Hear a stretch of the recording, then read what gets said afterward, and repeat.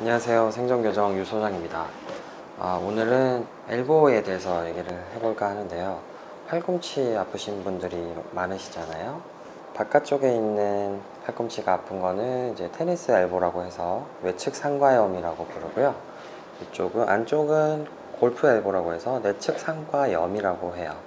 이쪽에 톡 튀어나온 뼈가 상과라는 해복적인 명칭을 가지고 있는데, 이쪽 내측 상과에 염증이 앉았다 그래서 내측 상과염이고, 외측에 있는 톡 튀어나온 뼈, 마찬가지로 상과라는 그곳에 염증이 앉았다고 해서 외측 상과염이에요.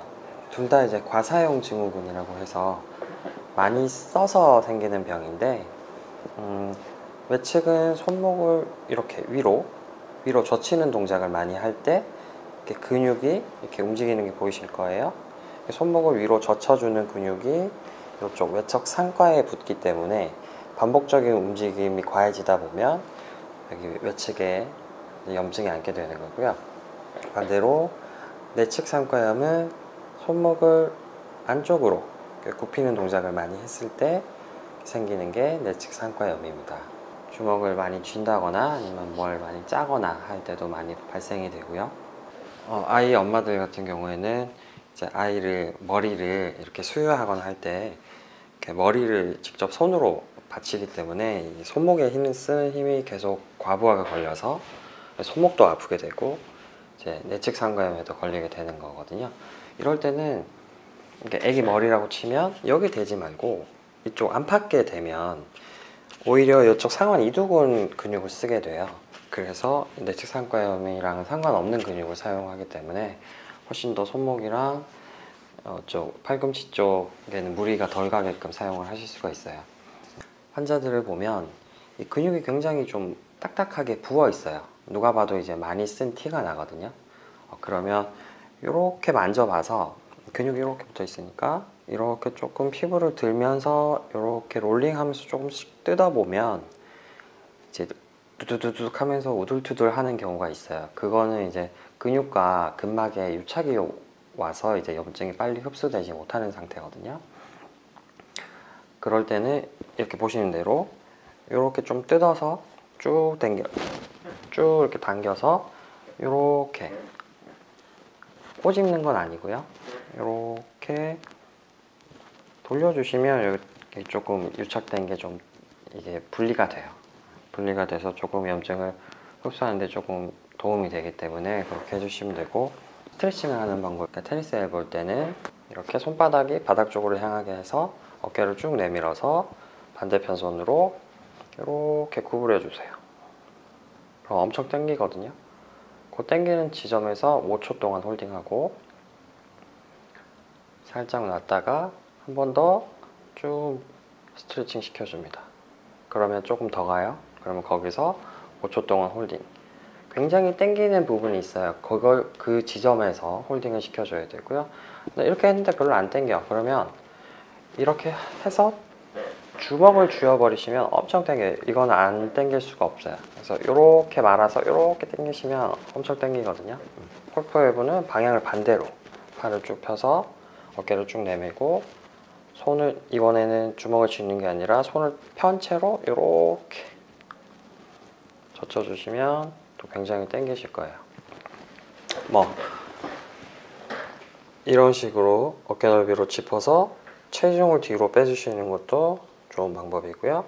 일단 근육을 많이 썼기 때문에 근육을 이제 조금 쉬게 해줘야 되고, 이제 근육에 염증이 생긴 걸 잘 흡수되게 하려면 어느 정도 이제 피부를 살짝 띄워 넣는 게 좋거든요. 이런 테이핑을 좀 많이 사용을 하는데요. 이거는 엘라스틱 테이프라고 탄력 테이프예요. 본인의 팔 길이를 이렇게 보시고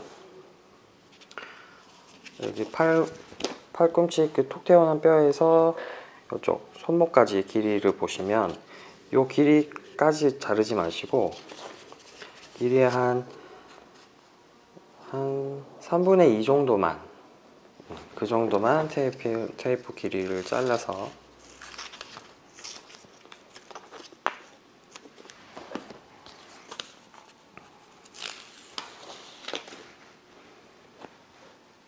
이렇게 핀 채로, 지금 이거는 테니스 엘보 기준으로 하는 거고요. 톡 튀어나온 뼈 있죠? 여기 구부러지는 구부리면 여기 선이 내려오는 그 부위에서 시작을 하는 거예요.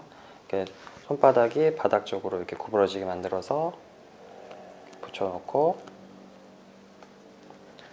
그래서 쭉 당겨서 손목각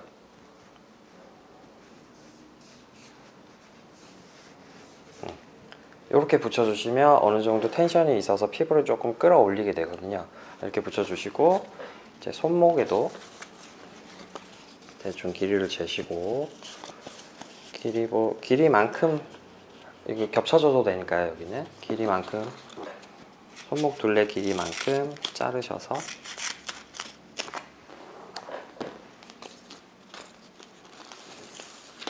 그래서 손목을 이렇게 밑으로 젖혀서 붙이시고요. 이쪽 옆에 붙일 때는 이렇게 손목이 이렇게 되게 해서 붙이시고, 이 안쪽 면을 붙일 때는 손목 이렇게 젖혀 주셔서 이렇게 감아 주시고, 마찬가지 이쪽 엄지손가락 쪽을 이렇게 엄지손가락 이렇게 숙여지게 해서 이렇게 붙여주시면, 여기도 손목이 약간 이렇게 피부가 조금 이제 뜨게 되죠. 순환에 도움이 되고, 내 능력보다 더 많이 사용해서 생긴 병이기 때문에 어쩔 수 없이 골프를 쳐야 되고 테니스를 쳐야 된다, 난 그게 너무 재밌어서 꼭 해야겠다, 그러면 손목이 많이 꺾이지 않는 그립법으로 바꾸시든지 하는 게 제일 좋고, 그게 안 된다면 이런 식으로 테이핑을 해서 조금 운동을 하실 때만이라도 보조를 해주시는 게 좋습니다. 컴퓨터 작업을 많이 하다 보면 까딱까딱 하면서 키보드를 치게 되죠. 특히 마우스 같은 경우는 손가락을 위로 들었다가 내려 찍으면서 이렇게 하기 때문에 이 동작에서 과사용이 되는 거거든요. 그래서 이제 마우스에 보면 왜 그 손목 패드 달린 거 있잖아요. 손목이 수평으로 되게끔 하는 패드를 받치고 손가락을 쓰게 되면 이쪽에 가는 부담감이 많이 줄어들거든요. 네, 그렇게 쓰시면 되고, 그리고 이 굉장히 오래되고 심하신 분들은 근육은 말랑말랑하게 이제 근육의 피로도나 이런 것들이 없는데도 불구하고 통증을 호소하시는 분들이 많이 계시거든요. 그거는 가골이 생겨서 신경을 압박하는 경우도 있고, 그리고 신경이 근육과 유착돼서, 신경이 근막과 유착돼서 나타나는 경우들이 있어요. 그런 경우는 근육을 풀어봤자 별로 도움이 안 되기 때문에 해결할 수 있는 좋은 방법이 신경 스트레칭이라는 방법이 있어요. 목에서부터 흉곽 출구 쪽으로 이렇게 지나서 요 뒤쪽으로 가는 신경도 있고, 이렇게 안쪽으로 이렇게 내려오는 신경도 있는데, 물론 테니스 엘보 같은 경우 신경 스트레칭은 이렇게 내려오는 신경을 되게 늘어지게 만드는 방법. 손바닥을 바닥쪽으로 이렇게 밑으로 굴곡시켜 놓고 어깨를 내외전 시킨다 그러거든요. 이렇게 해서 어깨를 내외전 시켜서 이거를 뒤쪽으로 빼고 고개를 젖혀주는 거예요. 그러면 엄청 당기거든요.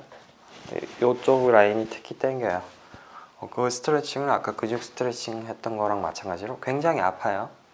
아프게 5초 홀딩을 하고 놔주고 한 번 더 쭉 해서 5초 홀딩. 마찬가지로 내측 상과염 신경 스트레칭도 손목을 뒤쪽으로 신전시켜서